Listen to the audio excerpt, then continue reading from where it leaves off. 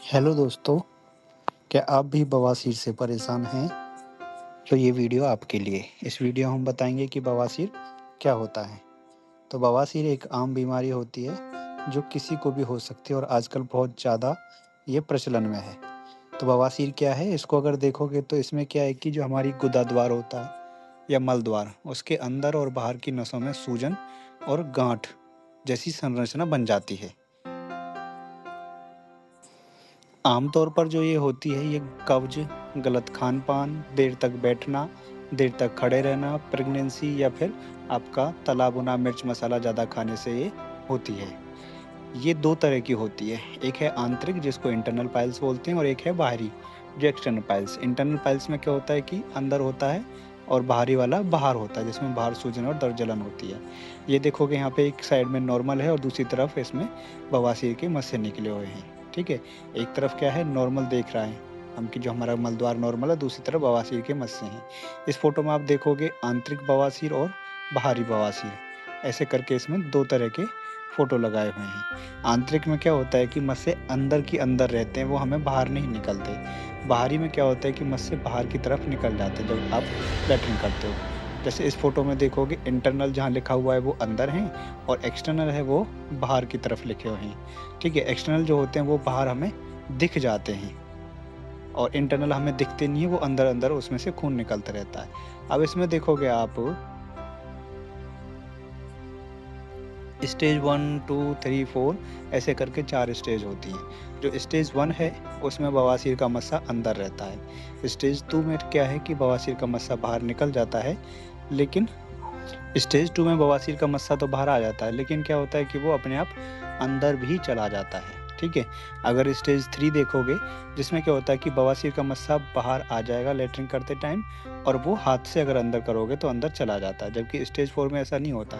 Stage 4 में बवासीर का मस्सा हमेशा के लिए ही वो बाहर रह जाता है, जो आपको लैट्रिन करते टाइम या फिर वैसे भी वो बाहर हमेशा महसूस होता रहेगा, जिसमें दर्द, जलन और ब्लीडिंग होती रहेगी। नेक्स्ट देखोगे इसके लक्षण क्या आएँगे, शौच के समय खून आना, गुदा के पास आपको गाँठ या सूजन महसूस होती है, लैट्रिन के रास्ते में या फिर आपको बाहर मस्से में दर्द और जलन महसूस होगा, कब्ज़ होगा या फिर आपको ऐसे लगेगा कि अभी पूरी तरह पेट साफ़ नहीं हुआ है। कभी-कभी आपके गुदा से म्यूकस या चिपचिपा पदार्थ निकलता रहता है, तो ये सारे लक्षण आपके बवासीर के हैं। इसके बाद इसकी जाँच कैसे करते हैं, तो इसकी जाँच के लिए कोई अलग से टेस्ट नहीं कराना होता, या तो आपके लक्षणों से पहचान लेते हैं या फिर एक प्रोक्टोस्कोपी करके जाँच होती है, जिसमें दूरबीन द्वारा आपके मल द्वार को या फिर गुदा में वो प्रोक्टोस्कोप या एक छोटा-सा यंत्र होता है, जैसे आप फ़ोटो में देखोगे, उसके द्वारा मल द्वार को चेक करते हैं, जिसमें पता लग जाता है कि मस्से कौन से स्टेज के हैं या बाहर हैं, भीतर हैं। दूसरा आजकल एक नया टूल आ गया है जिसमें वीडियो प्रोक्टोस्कोपी,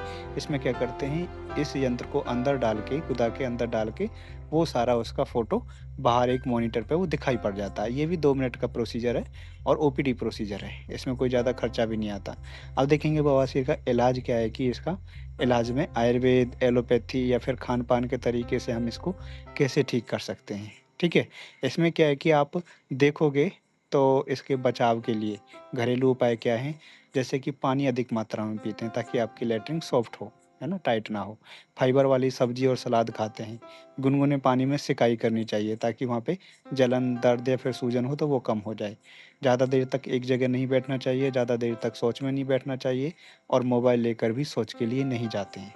क्योंकि मोबाइल में लगे रहेंगे और शौच में ज़्यादा देर बैठे रहेंगे या फिर एक जगह ज़्यादा देर बैठे रहेंगे तो नीचे के हिस्से में क्या होता है, वहाँ पे एक साथ दर्द, सूजन, जलन या फिर दबाव के कारण आपके मस्से फूल जाते हैं। तो ये सब घरेलू उपाय हैं जो नहीं करने चाहिए। दूसरा है कि कब्ज़ से बचना चाहिए। कब्ज़ है क्योंकि हमें कब्ज़ रहेगी तो कब्ज़ से क्या ज़ोर लगाएँगे, ज़ोर लगाने से जो बवासीर के मस्से हैं वो फूल जाते हैं। देर तक टॉयलेट पर बैठने से बचें क्योंकि उसमें बैठे रहोगे देर तक तो उससे क्या होगा कि आपके मस्से और ज़्यादा फूल जाते हैं। तेल, मसाला, junk food, fast food, burger, pizza, समोसे ये सब नहीं खाना चाहिए। रोज़ाना हल्का व्यायाम करो, खूब पानी पीना चाहिए और तनाव कम करें ताकि कब्ज़ ना हो, ठीक है? इलाज के लिए या उपचार के लिए अगर आप देखोगे तो इसके कुछ तरीके बताए हैं जिससे इसका इलाज होता है। एलोपैथी में, आयुर्वेद में या फिर दवाइयों से इसको कैसे ठीक कर सकते हो। एलोपैथी या आयुर्वेद में भी इसकी सर्जरी होती है। तो सबसे पहले इसमें क्या होता है आयुर्वेद क्षार सूत्र, तो आयुर्वेद क्या करते हैं कि आयुर्वेद वाले उसमें क्षार सूत्र बाँध करके उस मस्से को ठीक कर देते हैं। ये बवासीर का जो मस्सा है उसको बाँध देते हैं। दूसरा क्या है सर्जरी, तो सर्जरी क्या है ओपन सर्जरी होती है, क्लोज़ सर्जरी होती है और उसको क्या है कि जो बवासीर का मस्सा है आपको उसको काट के ठीक कर देते हैं। तीसरा आजकल आपने देखा होगा कि दीवारों पे लिखा होता है या फिर कहीं पे भी आपको बोला जाता है कि एक टीके में जड़ से खत्म, तो वो टीका क्या होता है एक टीका होता है जो आपके जो बवासीर के मस्से फर्स्ट और सेकंड ग्रेड वाले उसमें उसको लगा देते हैं तो उससे वो कम हो जाते हैं, ठीक है? एक इंजेक्शन से।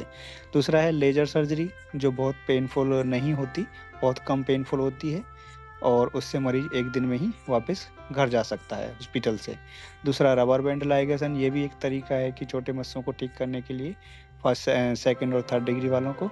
तीसरा क्या है कि क्षार, आयुर्वेद वाले क्या करते हैं कि इस पे एक क्षार आता है जो उनकी दवाई है उसको बवासीर के मस्सों पर लगाते हैं, तो वो उससे ठीक हो जाते हैं। अब मरीजों के कुछ कॉमन क्वेश्चन है कि भाई हमें बवासीर से हम पीड़ित हैं तो हमें क्या करना चाहिए, क्या नहीं करना चाहिए?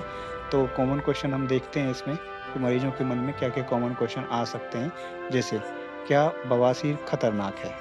ठीक है? तो ज़्यादातर केस में क्या है कि वो बवासीर खतरनाक नहीं होती, लेकिन अगर इलाज नहीं कराओगे तो वो गंभीर हो सकती है, क्योंकि इलाज नहीं कराने पे ब्लीडिंग वगैरह हो सकती है। क्या सिर्फ़ दवा से ठीक हो जाती है? तो शुरुआती स्टेज में क्या है कि दवा, खान-पान, जीवन-शैली में थोड़ा-सा बदलाव करने से ये ठीक भी हो सकती है। एक क्वेश्चन आता है कि क्या ऑपरेशन ही एकमात्र उपाय है? तो नहीं, हर केस में या फिर हर स्टेज में बवासीर में ऑपरेशन नहीं कर सकते। कहीं पे इंजेक्शन से काम चल जाता है, तो कहीं पे आयुर्वेदिक दवाई क्षार सूत्र से काम चल जाता है। अब एक सवाल उठता है मरीजों के मन में कि बवासीर कैंसर बन सकती है या नहीं? आने वाले टाइम पे जो बवासीर है वो कैंसर बन सकती है या नहीं? तो ऐसा नहीं है कि बवासीर कैंसर में कन्वर्ट हो जाए, लेकिन कभी-कभी इसके लक्षण कैंसर से मिलते-जुलते होते हैं। इसलिए इसको ज़रूर डॉक्टर से हमेशा जाँच करानी चाहिए, जितनी जल्दी हो सके उतना जल्दी। और एक बहुत इम्पोर्टेंट क्वेश्चन है, इमरजेंसी क्वेश्चन मरीज के मन में आता है ये प्रश्न कि खून आने पर क्या करना चाहिए? बवासीर में खून आना कॉमन है, ठीक है? तो इसके लिए खून आने पर हमें तुरंत डॉक्टर को दिखाना चाहिए, क्योंकि बार-बार खून आने से कमज़ोरी एनीमिया हो सकता है। कमज़ोरी एनीमिया होने से मरीज़ की मृत्यु तक भी हो जाती है, इसलिए हमें खून आने पर तुरंत डॉक्टर को दिखाना चाहिए। तो दोस्तों बवासीर एक आम समस्या है, लेकिन शर्म की वजह से लोग इलाज में देरी करते हैं। तो याद रखें जितना जल्दी इलाज शुरू करेंगे उतना बेहतर परिणाम आपको मिलेंगे, उतनी जल्दी आप ठीक होंगे। अगर आपको ऐसे ही लक्षण दिखें तो तुरंत अपने डॉक्टर आयुर्वेदिक विशेषज्ञ से संपर्क करें और अगर ये मेरी वीडियो पसंद आए तो लाइक, शेयर, सब्सक्राइब करें और अपने सवाल अगर आपके मन में हैं तो आप कमेंट में पूछ सकते हैं। ऐसे ही हम आपके लिए और भी वीडियो लाते रहेंगे तो इस चैनल को सब्सक्राइब कर लें। Thank you and thank you.